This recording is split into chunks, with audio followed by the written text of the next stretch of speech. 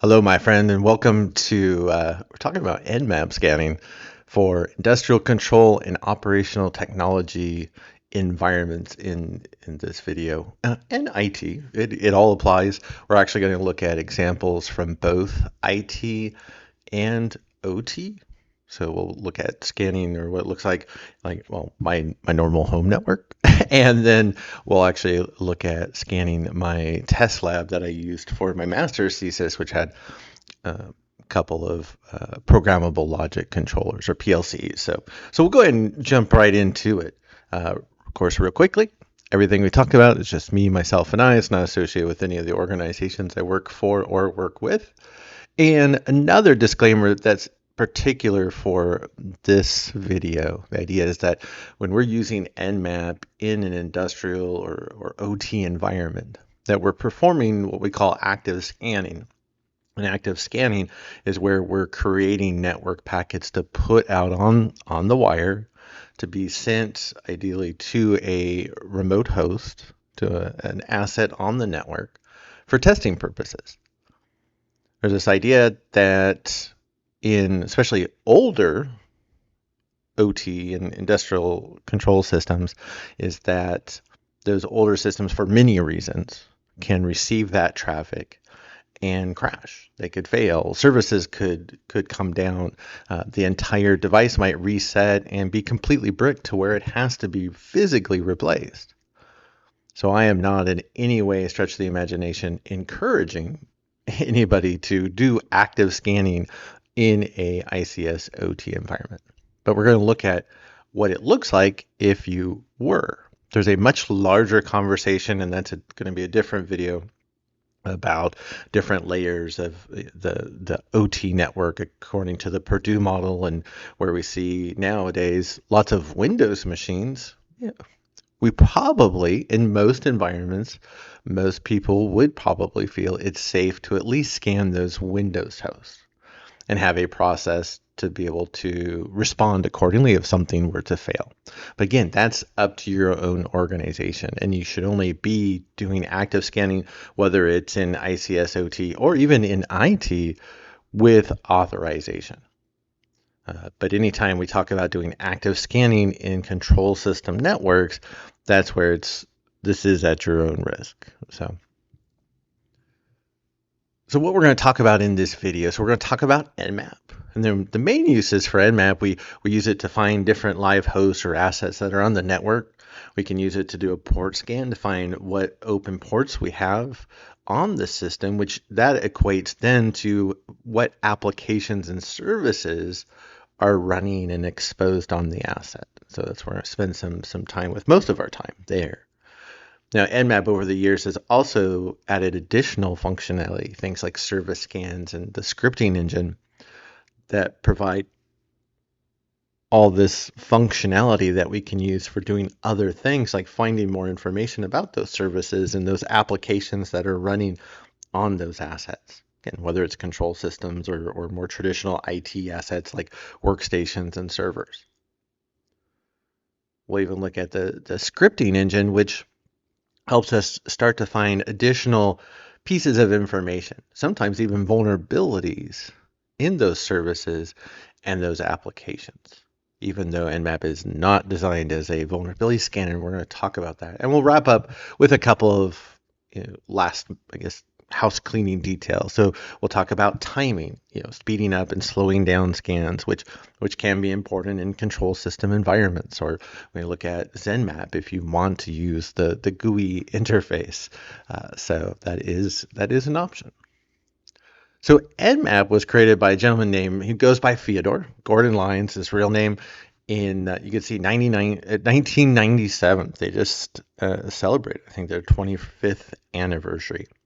I say this is not my scientific research, but I'm sure it's somewhere. It has to be the most commonly used security tool in the world, bar none. Not only is it free, but it still today is the most effective. You see a couple new, folks creating new port scanners, but at the end of the day, why?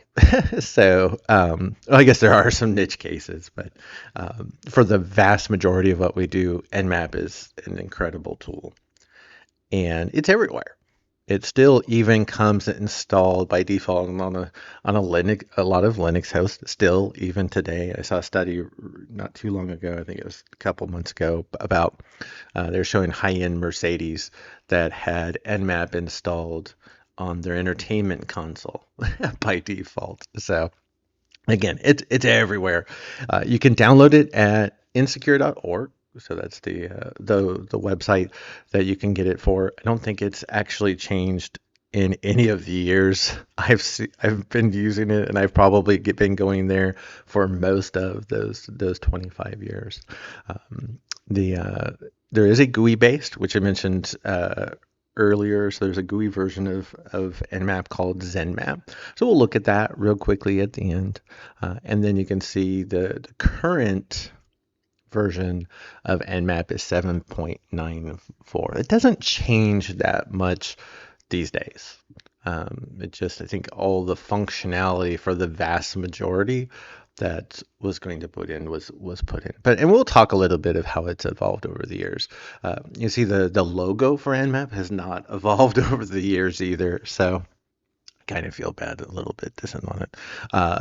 But yeah, Nmap is still by far my most favorite tool. And I used Nmap in my regular, say, IT job, even before I was full-time security, when I used to do things like, check whether traffic was being blocked through a firewall. That, is a perfect example. Or using it to troubleshoot network connectivity problems.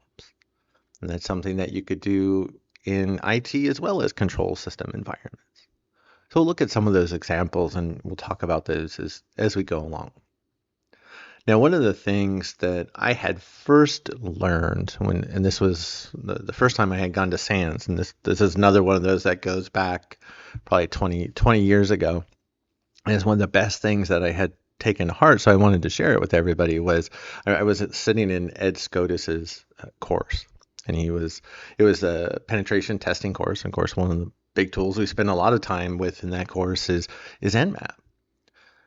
But he had made the point that if you really want to understand how your tools work, while you're running your tools, run a packet capture utility like Wireshark behind the scenes so you can understand what's going on. So if you say an Nmap ping sweep, right? Well, what does it do? Oh, well, it sends out ping packets to see if there's live host out there. Well, it does that, sure. It actually does some other things. And if you're not aware of those other things, especially in a control system environment, right, are those other things that Nmap does, could it cause an issue with your systems? So I'd say it's even more important that we're doing this in control system environments. But if anything, especially for those of you that are really new to using the tools, new to networking and cybersecurity, using a packet capture utility like Wireshark, running it behind the scenes, really can help you learn how all these different pieces come together, and it makes you a much better cybersecurity practitioner, no doubt. I think it was one of those things that definitely helped me in my career over time. So just wanted to share that real quick. And a big part of that is watching that traffic and understanding, is this safe or not for our environment? Right?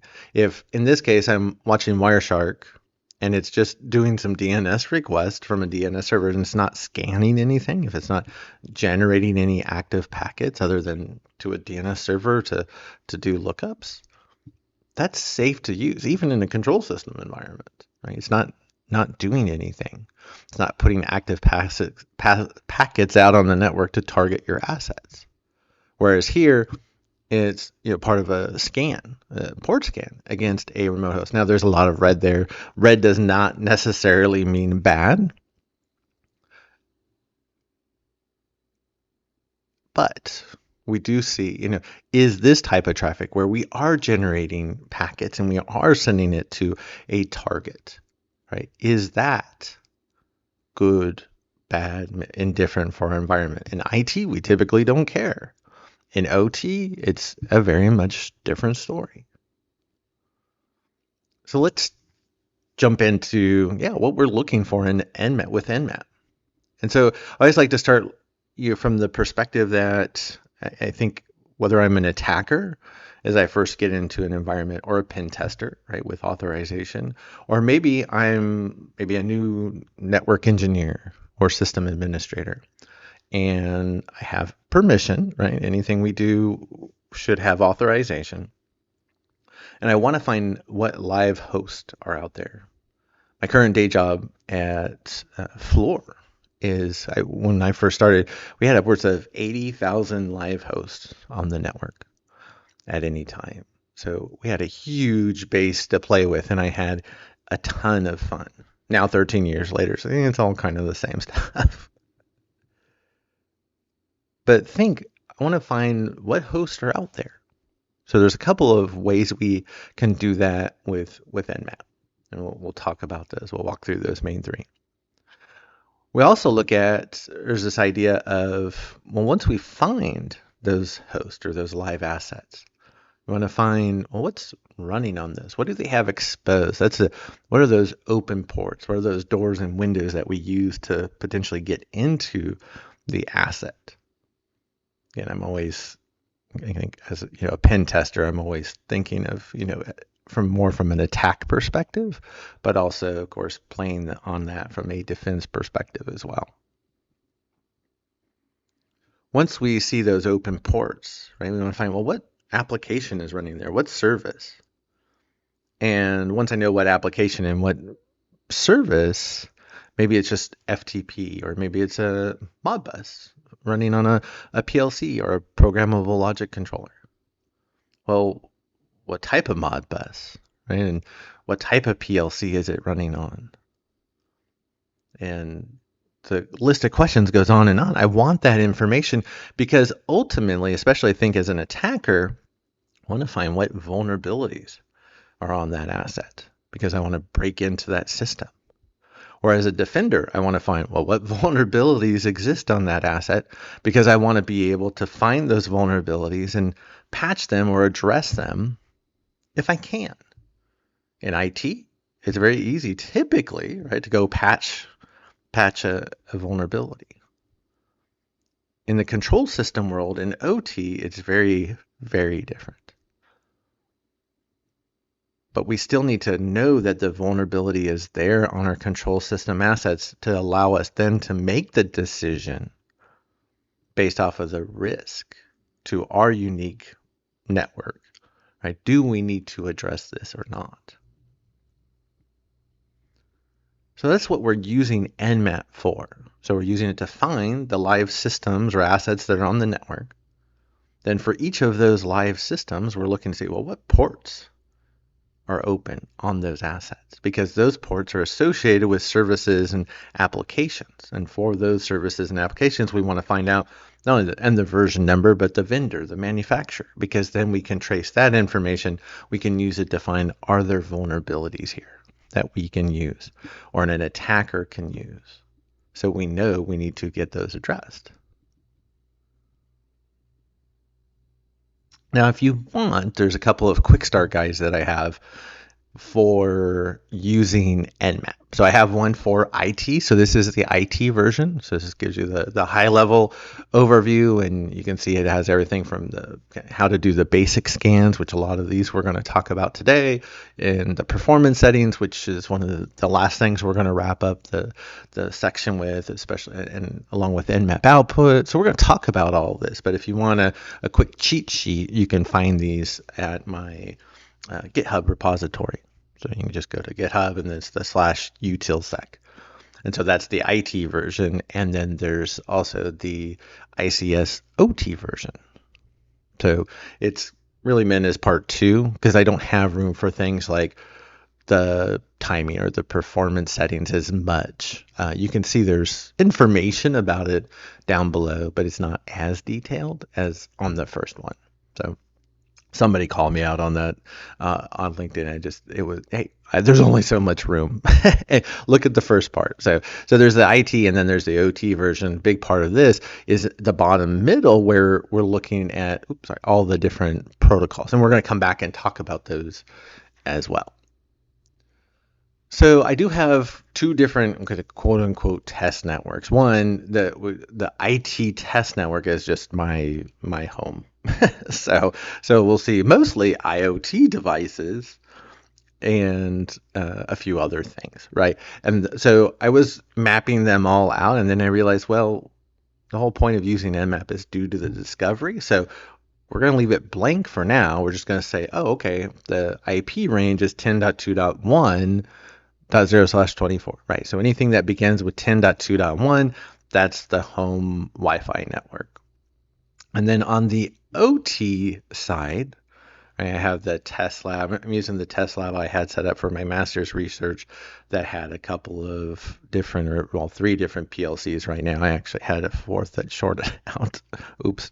So, and that is in the 192.168.100 range.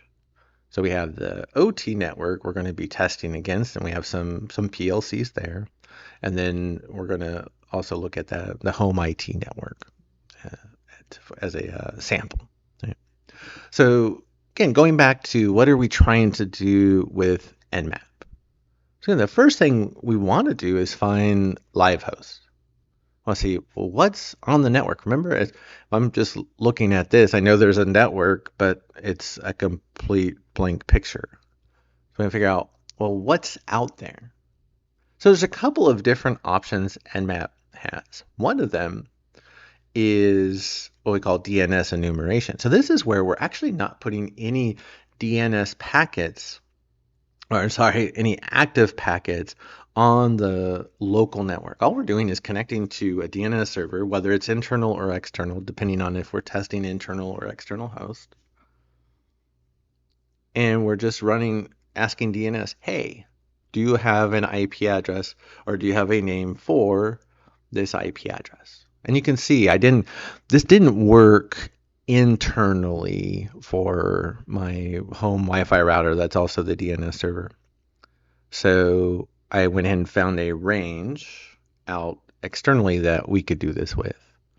And so you can see in this case, we actually used PaneraBread.com. I used Panera and Starbucks because I do a lot of work from Starbucks and Panera. Starbucks DNS servers did not allow for the reverse lookups, or that they just don't have the reverse IP lookup records available.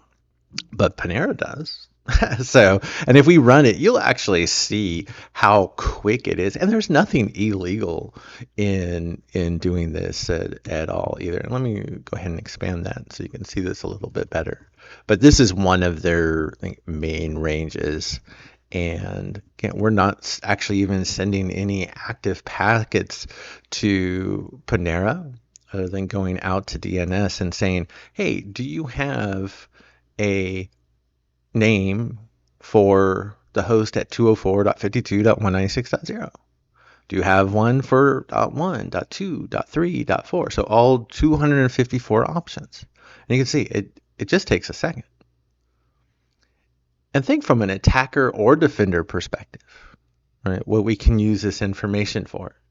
Because not only do I see, okay, there's probably more than likely, nothing at those IP addresses. There could be, right? They just don't have names. But for now, we'll just say there's nothing at those IP addresses, right? This range. But we do see there's a couple of IP addresses here with names, right? Our access, any connect, those all sound like remote access VPN targets, which would be of high interest for attackers, right? So as defenders, we need, of course, be able to pay particular attention to those hosts. And then as you saw when it scrolled through, we can find there's a ton of assets with names. And when we see things like order.panerabread.com, interesting. Or then, when we look at order test.panerabread.com, probably more interesting because test environments typically tend to be less secure. And so there's lots of interesting little things in here. They even have apparently 3 FTP servers. But that's an idea of, again, we're not putting any active packets on the network. I'm not scanning Panera.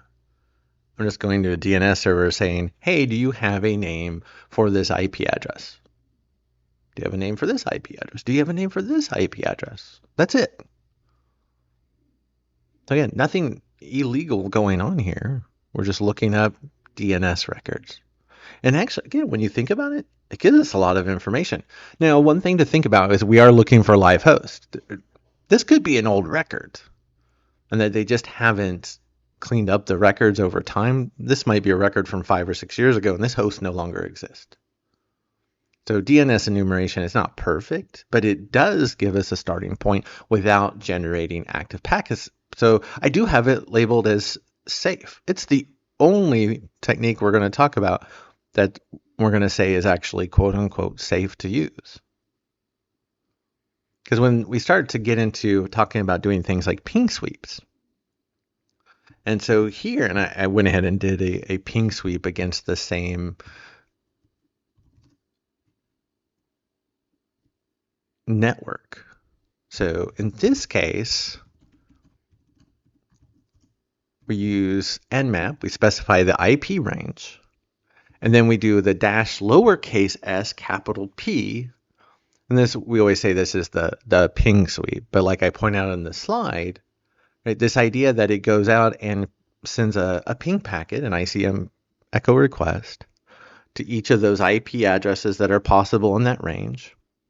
And then it waits to see, do we get a response? In this case, you can see we get a lot of responses.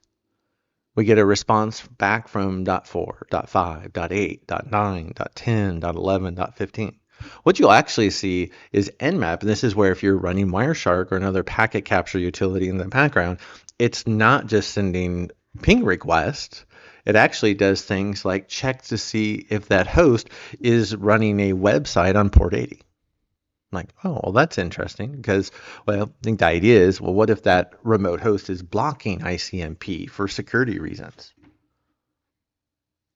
Well, okay, well, let's check to see if it's running a web server. Because Nmap really, and this is something to keep in mind as we go along, Nmap really was tuned based off of internet-facing assets, not internal-facing assets. Because Fyodor had access to the entire internet, not everyone's internal networks. And we're going to come back and talk about that, but keep that in the back of your mind for right now. So it does make sense, and I can see for him, especially testing against the entire internet, why he might want to check for, hey, is there a website running on port 80?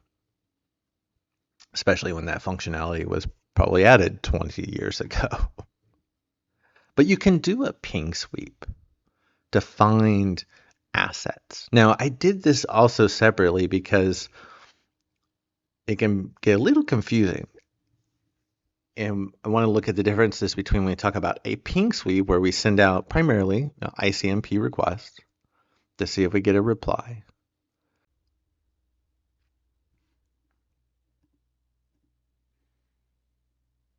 So next, let's look at the ARP scan. Now, ARP stands for Address Resolution Protocol. ARP is a protocol, part of TCP IP, that we use to resolve IP addresses to MAC addresses. So when two computers talk to each other, they're really talking network card to network card or MAC address to MAC address, not IP address to IP address. So we need to be able to take IP addresses and resolve those to the MAC addresses. ARP only works on the local network though. So in this case, you can see I can do a ARP broadcast by using that dash capital P capital R switch with the dash S capital P, which we use for the ping sweep. And it'll just send out an ARP broadcast to the entire local network. It actually doesn't send out any ICMP packets. It just sends out a broadcast for ARP saying, hey, if you're out there and you're live, tell me what your MAC address is. And then you'll get responses back. Like in this case, you can see this is on my home network, so we got a response back from 10.2.1.1. And we got a response back from 10.2.1.225 and .226 and .230, and there's a few other hosts that are out there. So if you're actually scanning, looking for a live host on your local subnet, so the system, the laptop, the workstation you're scanning from is connected to that network. In this case, my laptop is on 10.2.1. Even doing a ping sweep, it doesn't do a ping sweep. It actually does an ARP broadcast, like when we forced it here. So that way, again, why send out all of these other packets? We can just send one broadcast to say, hey, if you're out there, let me know. And even if somebody's blocking ICMP, maybe for security reasons, it should still get the ARP request and respond. So it's the most effective way to find assets on the network, and many might even could consider this safe for control system networks. Again, that's up to you to define for your own network. So that's why when I did the ping sweep here, I didn't do a ping sweep internally because I'm on those local networks. And all it would do was it would do an ARP broadcast, because there actually is a difference when we're doing just a ping sweep on a remote network 2 or more hops away. You can see I'm just getting, oh yeah, we found an IP address. And then it also, you can see it does a DNS lookup to see if there's a name associated with that IP address. Awesome.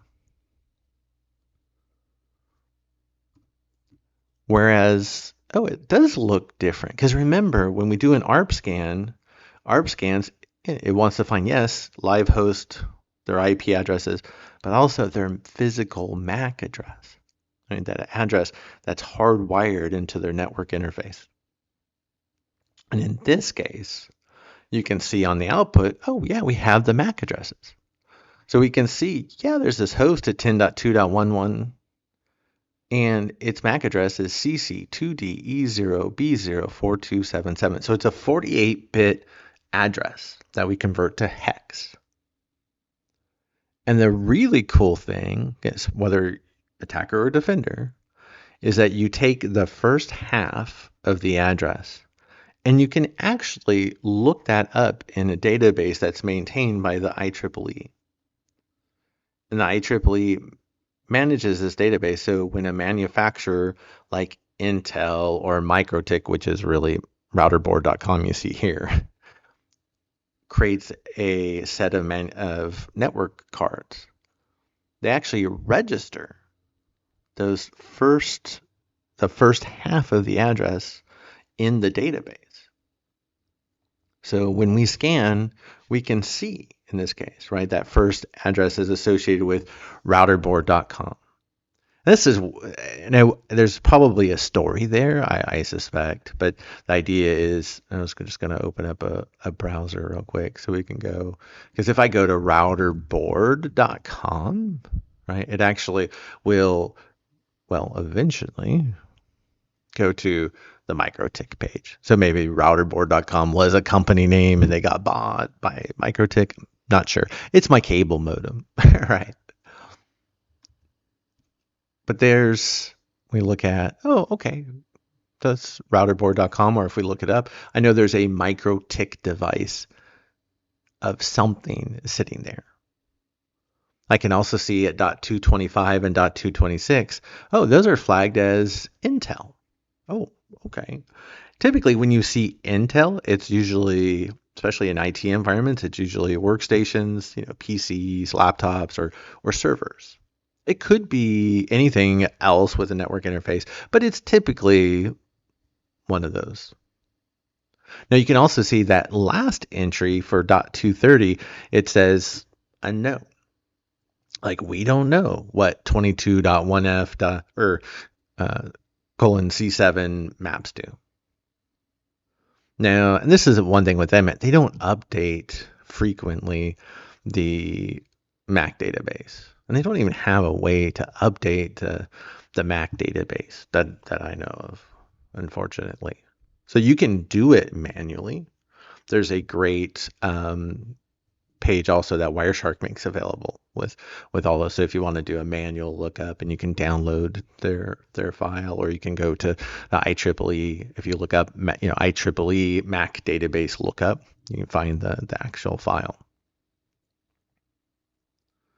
So you can update those because right now we still don't know what 10.2.1.230 is, or we don't even have any idea of the associated vendor, right? It just says unknown, and that's okay. We'll figure it out, right? Because once we find the assets, that's where we go back and look at additional ports, right? The open ports, and that's gonna where I always think of running Nmap as like running or doing a Sudoku puzzle, where you just get little pieces of information and then you use those to fill in the rest of the blanks, really. And that's what we're doing. So those are the three options on how to find live host on a network.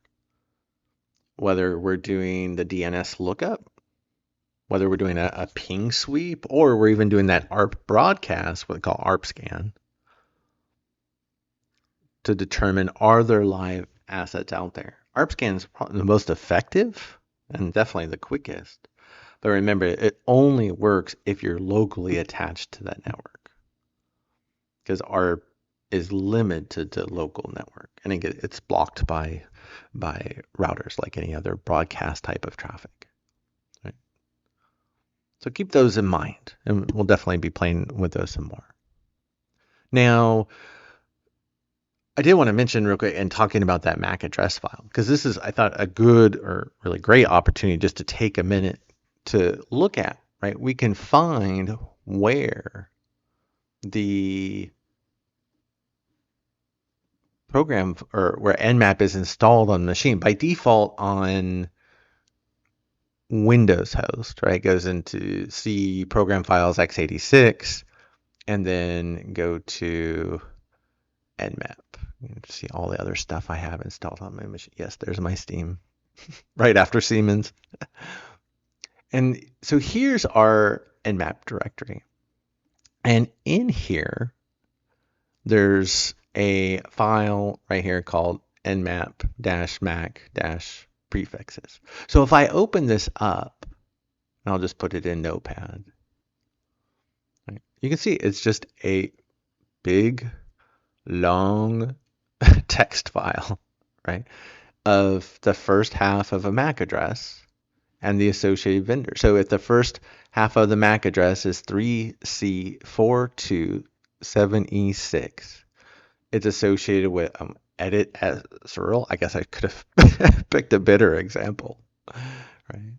Or if let's say, pick 3C427EC, then that maps to, the vendor is privacy logs. Okay, that gives me something to go off of. So if I have, like in this case, a bunch of unknowns, well, what if I do figure it out and it's still, again, you can take those and you can look them up on the internet resources or update your local file from the IEEE website.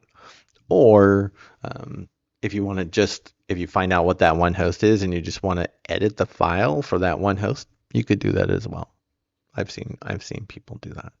So sounds like the more difficult way, especially if you're going to have more and more hosts. But so that, again, it's a good example because we do want to look at some of these files that we have in the Nmap folder. Right, so we'll have some individual files that become important, like nmap-mac-prefixes, and I've been screwing around with it. So you can see I made a backup copy with it because I do break it. And then you can see there's some other folder. Or the Holcomb is another test folder that I have. But things like scripts and Nmap, right? There's that graphical interface. So we're going to come back and look at some more of these. But I just want to point out that Nmap Mac prefixes file, so that way if you wanted to make those updates, it is possible.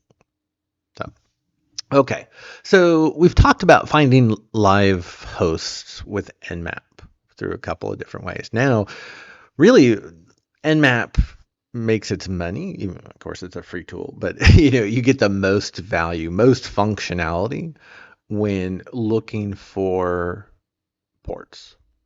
And then look at the other functionality that we're going to talk about after that. But so we're going to spend some time looking at how networking actually works. And I think it's important because especially when we talk about performing a port scan, I want to be able to find, well, open ports are on that remote system. Because every time there's an application or service running on a system, it creates an open port. And if you can connect to that port, right, it's that endpoint of communication. Or I think, especially if I'm looking at this from a remote perspective. Like in this case, if I do a default port scan on that Wi-Fi router that I have through the cable company, you can see I have, port TCP port 21 open, and that's normally associated with FTP, file transfer protocol. We see TCP port 22 is open, and that's normally associated with SSH or secure shell for remote administrative access typically. TCP 443 is open, right? That's our default secure website. And then we can also see this TCP 8291 is open, and that's not normally associated with anything that we're aware of, and that's why it even says unknown. So you have ports that are commonly used, like 21 for FTP, 443 for HTTPS, and then there's other ports as well. There's actually 65,535 TCP ports on a host running TCP IP. There's also 65,535 UDP ports. So I'm kind of jumping ahead. But for now, I always think about these as, especially again going back to from an attacker perspective. Right, the attacker wants to, let's say someone wants to break into a house and steal valuables to sell. They might drive down a street to see, all the different houses, right? So you have all these different computers or assets. But then you also want to see, well, where are the doors? Where are the windows? Are there any doors or windows open or unlocked? Maybe there's a garage door that's open, or there's a side door that looks like it's partially ajar. Or what if there's a window where it looks like the window's actually open? So I can use those doors and windows to go inside the house. And that's exactly what we can do with these ports. If we want to open up communication with that remote system, we need an open port. And that's, again, associated with those services and those applications. So in this case, more than likely, there's an FTP server running on there. And there's an SSH server or service. And there's a web service running there. Well, what if there's vulnerabilities in those services? Again, we're not there yet, but we will be. For now, we're looking for those open ports. So when we look at, and in this case, let's say I'm doing a scan of the website that Fyodor puts up, that he says, hey, come scan this site to test Nmap functionality. Great. And he says he doesn't want you doing it all day, every day, which makes sense. But a few scans won't hurt. So we'll go ahead and use it for our purposes. So in this case, I do a scan of a website that Fyodor had put up as a test, right, at scanme.insecure.org. Now, it's not many say, don't scan it all day, every day, but hey, if you just want to test out Nmap every once in a while, not a problem. So we'll use it for our testing purposes. And so you can see if I scan a default port scan with Nmap of scanme.insecure.org, there's a couple of things to notice. One is, probably the first thing is, we get this list of, looks like 7 different kind of ports. And we can see TCP 22 is open, TCP 25 is open, TCP 70 is closed, TCP 80 is open. Normally, I don't really care about closed ports or fill. Right? We want the opens, right? We want those windows and doors that could potentially give us access to that host. So we can see that there's open ports. We can also see closed. And there's also this idea of filter. By default, Nmap scans 1,000 ports. And we're going to come back and talk about that more. But you can see here it says, oh yeah, we're scanning, or we scanned 1,000 ports. The results were 993 were filtered. And then there's 4 more ports, 4 which were open, 3 were closed. So we had 1,000 ports. Remember, that's by default.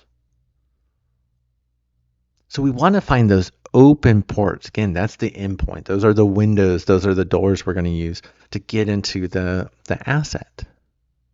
Or in this case, here's where we actually scan a PLC. This is actually a Click Plus PLC. And you can see, yeah, it's made by Koyo. The hardware is. But where we do an Nmap scan for all ports, we're going to come back and talk about this. And you can see, oh, there's only 1 port open out of all 65,535 TCP ports, which is 502. TCP 502 is associated with Modbus, or Modbus over TCP IP, which is the most commonly used industrial control protocol that we have. So that's the idea, again, where a basic port scan shows us, oh, in this case, that website or that one host associated with scanme.insecure.org that Fyodor stood up, right? It has 4 different windows and doors we potentially could use to break into that asset.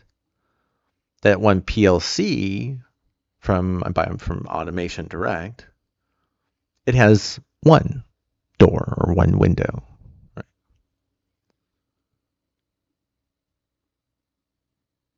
Now, here's a list of some of the commonly used IT ports and services. These are the ones that I always keep in mind because there's a couple of things.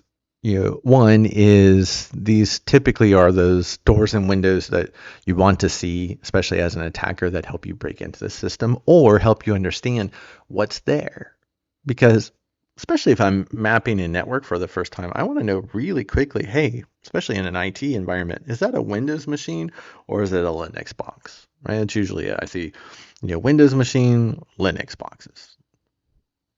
In OT, definitely, it's kind of the same concept, right? We're just going to have different ports that we're going to look for. We're going to look for a few of these, like port 80 and 443 for websites. But I'm not necessarily maybe going to look for all of these, like DHCP. But you can see, so we know, again, those commonly assigned ports. The idea is that if you're running an FTP server, you should run it on port 21. If you're running an SSH server, it should run on port 22. If you're running Telnet, it should be running on port 23, and so on and so forth.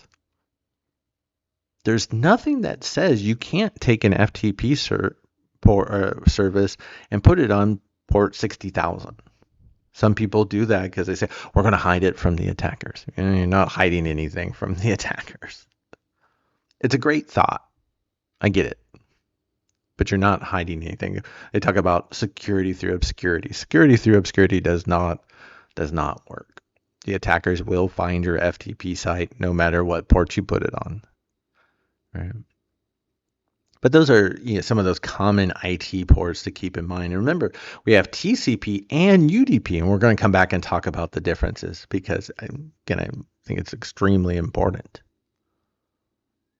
We just don't test as many UDP ports, and we'll talk about why that is. Now, I also mentioned this idea that, remember, each open window or door, right? It's associated with an application or a service. Where we're really going to is there a vulnerability in that application or that service that we could use, that we could exploit to then gain access to the house, right? Or in this case, to break into the system. So just kind of keep that back in your mind because that's really where we're going to come back and kind of end the session with. If you go back to the cheat sheet I have for Nmap and control systems, that bottom middle, you'll see, oh, here's a list of the more commonly used industrial control protocols. So again, Modbus is number one. S7 from Siemens, really number two. And then we see DMP3. We see BACnet for building automation controls. So things like you think of, being able to control not only like door badging, but temperature, humidity, elevators, and the list goes on and on. We'll even see an instance of Ethernet IP today running on one of the PLCs in the OT lab. So that's running on 44.8.18, both TCP and UDP. And it is important to distinguish between TCP and UDP. So that's when you'll hear me say a port, it's almost always, TCP 502. Sometimes I shortcut it. And that's even more important from an intrusion detection response perspective. So all the SOC analysts out there hopefully know what I'm talking about. But we'll talk a little bit more about that. So we talk about doing a port scan on a remote host. Remember, we talked about how do we find the hosts that are live on the network, and now we want to come back and we want to scan those to see what open ports that they have.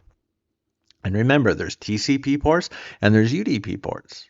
And there's 65,535 TCP ports and there's 65,535 UDP ports. So there's plenty to choose from. And we mentioned anything from port 1 to, you can see like 1,023, 1,024. Those are considered well-known ports. So if you're using something in that range, like 21, then hey, we should know and play by the rules to say that's only used for FTP. Again, doesn't mean you can't put a web server on port 21. And remember, it doesn't mean an attacker couldn't do something like that. So don't always make those assumptions. And Nmap doesn't necessarily make those assumptions either, and we're going to look at that in a few minutes. So really, yes, we have all of these ports. And sometimes, yes, you can say there's well-known. I never assume anything, honestly. And that's, again, why I love Nmap and when we talk about service scans. But again, so we're going to do a port scan. We're going to find these open ports. We're just going to walk through this again to understand, well, what applications and services are running on that remote system. Now, I did mention we're going to talk about the differences between TCP and UDP because I do think it's important to understand, especially when we're talking about Nmap and port scanning. Because TCP is what we call a connection-oriented protocol. UDP is connectionless. We always talk about the example of if I want to send my mom a birthday card, and she's up there in years and she likes, getting physical cards in the mail. So I'm going to go to the store, buy a physical card, right, with an envelope. I'm going to address it to her. I'm going to, I put her home address on it. I put a stamp on it. I put my address on it. So in case anything happens, it can come back to me. And I put it in the mailbox. And I assume that it's going to get to my mom. I did everything right. I addressed the envelope perfectly. I put the stamp on there. I put it in the mailbox. And I assume it gets to my mother. That is a connectionless oriented protocol. I did everything right from an addressing perspective, and I assume it gets to where it's going. I will never know whether it does or not. Until maybe 3 weeks go by and my mom says, why did you never send me a birthday card? Like, I did everything right, but I never got a return receipt. And that's the idea with TCP, this connection-oriented protocols. That's where I take that envelope and I go to UPS or FedEx. I realize these are US-based companies, but you go to a delivery company where I can pay them extra. So that way they take the envelope, they take it to my mother. Maybe they even have her sign for it. And then they send me a receipt to say your envelope was delivered and here's the signature of the person who accepted that. So not only did I do everything right, but I know, that the envelope got there. I know, in this case, with networking, I know the packets I sent on the network got there. And that's why, so we call it TCP very reliable.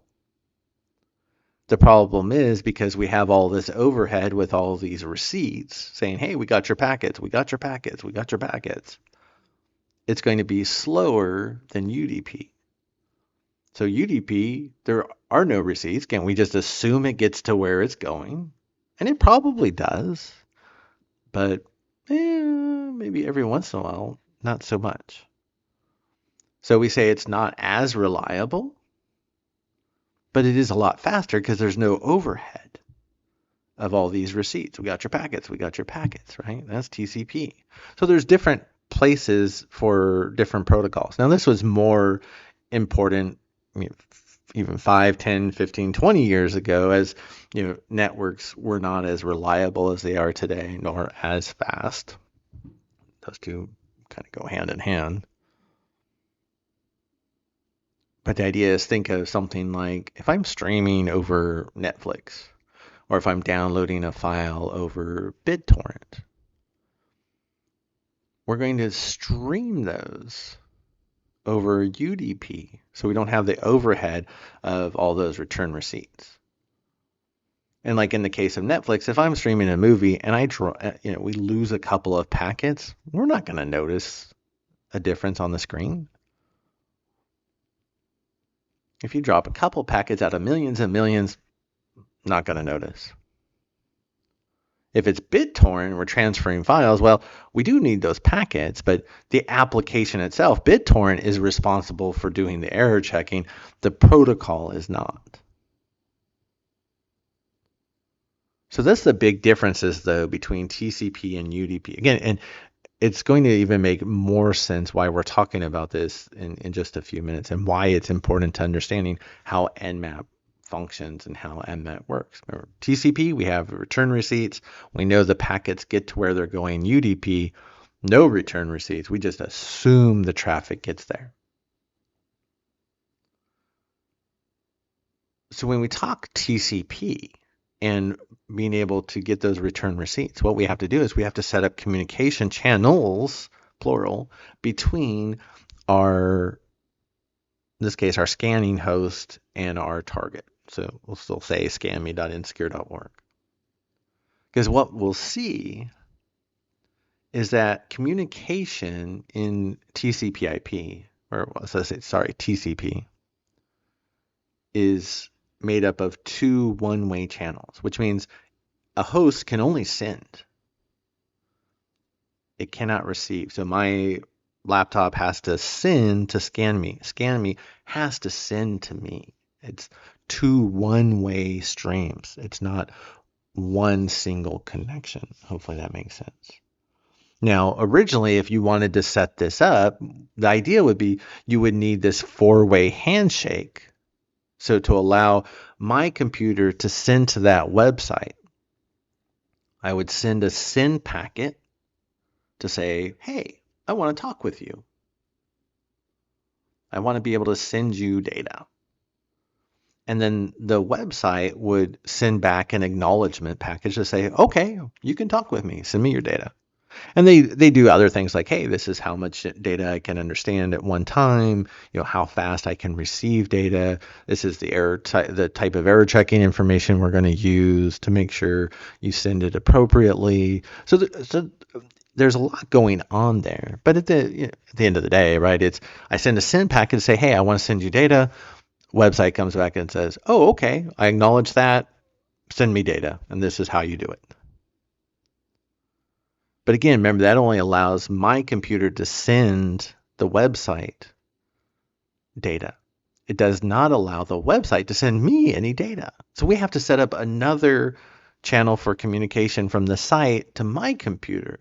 So that's where the website, or the web server, right? It sends me a send, says, hey, I want to talk with you. I want to send you data. And then I would go back and say, okay, I acknowledge that. I want to receive data from you. Not a problem. Hey, here's my error checking information. Here's how fast I can send and receive. Send me data. And when they're looking at this originally with TCP/IP, it thankfully became apparent because this was 4 steps, which back in the day with really old, slow networks, 4 packets was a lot. And so what they actually ended up finalizing was not a 4-way handshake, but a 3-way handshake because they can take that second packet and that third packet and put them in one. Because look, they're both coming from the web server going to the requesting or workstation. So the way TCP works is how we set up this connection is we first send a SYN to say, hey, I want to talk with you, Mr. Web Server, Miss Web Server. Web Server comes back and says, okay. That sends the acknowledgement, say, okay, I'll talk with you. You can send me data. But then they also send their SYN saying, hey, I want to talk with you as well. I want to be able to send you data. And then we'll send our acknowledgement back that says, yeah, send me data. So it allows us to establish, oh, my system can send to the server can send to me. We use that 3-way handshake to do it. It's important because that 3-way handshake is what Nmap is measuring to determine is a port open or closed in TCP. So let's look at an example on how this works. And so in Nmap, they have what they call a full open scan. Now, this is not the default on how Nmap works, but you can specify it if you wanted to. But the idea is if I send a SYN packet to a target destination, if the packet gets to the host and it's on a port where there's something running, let's say like FTP, right, or the web server, the server gets the request and it'll send a SYN ACK back, right? I'm just saying, hey, I want to talk to you on this port, on port 80. If port 80 is open, if something's running on port 80, the server will respond back with the SYN ACK saying, okay, I'll talk with you. I want to talk with you too. So at that point, we know that port is open. Once we get a SYN ACK, we know the port is open. We don't even have to send the acknowledgement. In the full open scan, you send the acknowledgement because it's considered nice and friendly. Because if you don't send the acknowledgement, in this case, the scanme.insecure.org server just sits there and waits for the acknowledgement. Back in the day, 20 plus years ago, the server used to just sit there and wait forever. Now, we know that's not a good idea. And so there's a really quick timeout. And this takes a little bit of extra time. So now the default operation for Nmap is to do the SYN scan, which again, the idea is if I send, I test port 80 or let's say port 21 on scanme.insecure.org and say, hey, I want to send you data on port 21. Yeah, as soon as I see that SYN ACK back from the server on port 21, I know port 21 is open. There's something running on 21. There's a door or a window there that I have that I could potentially use to break into the system. And that's the information I wanted to get from doing a port scan. I want to know what ports are open.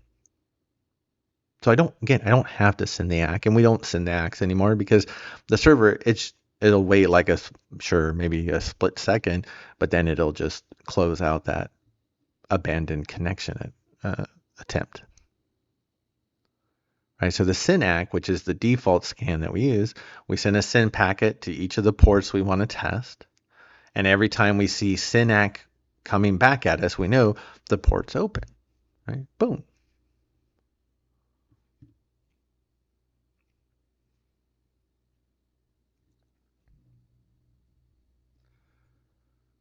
Now, Nmap can also tell us if a port's closed or being blocked by a firewall, what they call filtered.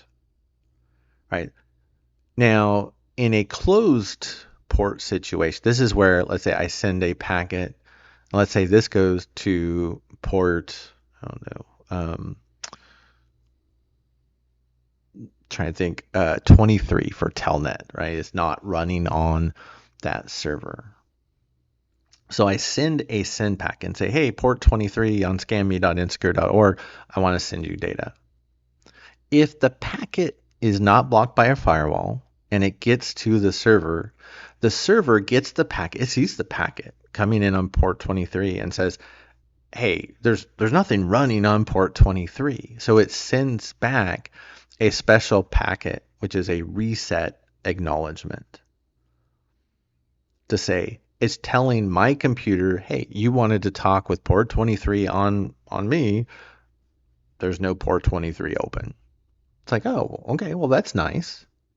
Just by getting that reset acknowledgement packet, it's telling me, though, hey, my packet got to the server. It wasn't blocked by a firewall. And they also told me, hey, we got your packet. And hey, I understand you want to talk to me on port 23, but there's no open port, right? So the port's closed. So we have, if we get a send ACK back, we know the port's open. If we get a reset ACK back, we know the port is closed.